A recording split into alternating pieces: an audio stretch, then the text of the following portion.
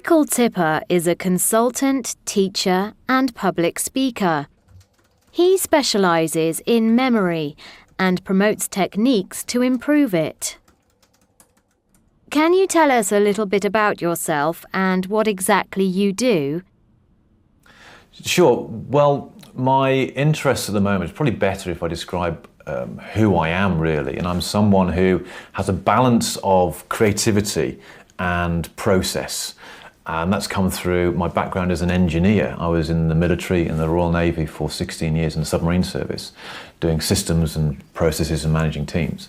And then I developed an interest in learning how to think more effectively, which made me more creative.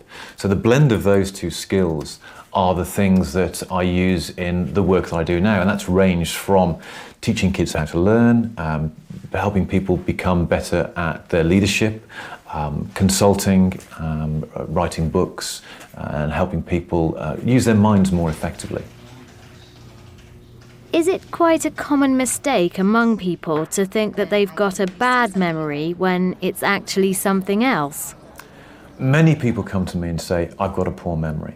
And invariably what it is, it's very rare that there's a memory problem. Now there are problems with the brain and illnesses that can cause shortfalls in the memory. But most challenges that people have are often circumstantial and the memory is blamed.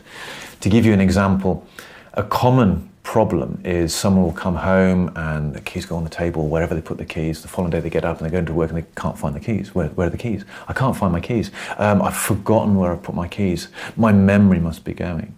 And they blame their memory. When in reality what's happened is that when they've come home from work, they've been thinking about something else. They put the keys down without consciously thinking about it. And so when they come to consciously think about where the keys are, they were never involved in that process in the first place. And so it's a concentration thing. What sort of techniques do you use to help people to train their memory and develop better memory skills? The techniques for remembering things vary depending on what you actually want to remember. So broadly speaking, what you're looking to do is take something, and the principles of memory are, first of all, you use your imagination, and then you use your imagination to create an image that is memorable. Then you use association to link it to something that you already know. That, broadly speaking, is how memory works. So if we take something as simple as a shopping list, for example, you can create a filing system in your mind. So, for example, there is one where we call it the number rhyme system. So 1, 2, 3, 4 to 10, we take a word that rhymes with one sun, 2 shoe, 3 tree. So that your filing system for the third item would be an image of a tree. If on a shopping list item number 3 was some smoked salmon, for example, you might see your picture of the tree covered in smoked salmon. It's a bizarre image. It's unusual, particularly if it's big pieces of smoked salmon.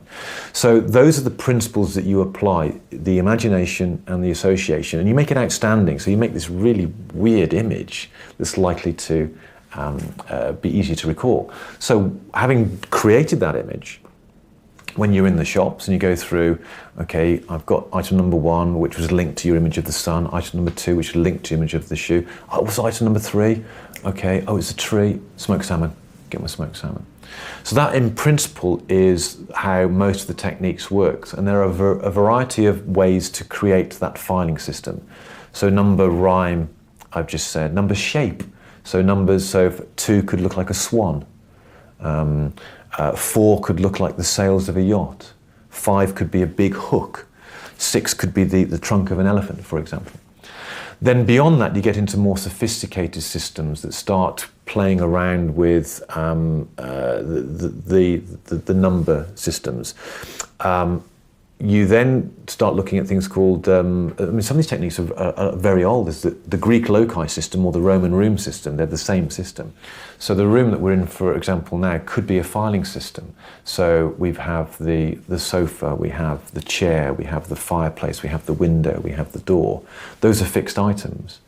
So I could link something unusual to the chair, something unusual to the door, So when I'm coming to recall, I would go, what was on the door? Oh yeah, it was that weird image that I created.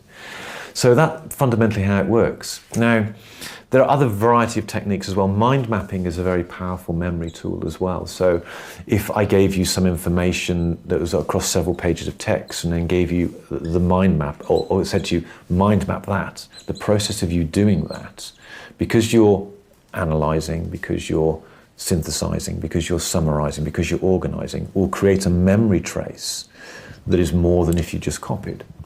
So that will stick in your short-term memory much better than if you had just read it. Things like names and faces. The problem that most people have with names and faces is that they never get the name in the first place because of the introduction. So the shaking of the hands, they're too busy saying their own name, they never hear the other person's name, so they never remember it, but they blame their memory. So just giving someone the process of how to introduce themselves and what to do is an example of another technique. And there are things like mnemonics as well. So how do you remember the colours of a rainbow? Richard of York gave battle in vain is an example of that. And there are there are numerous examples of those.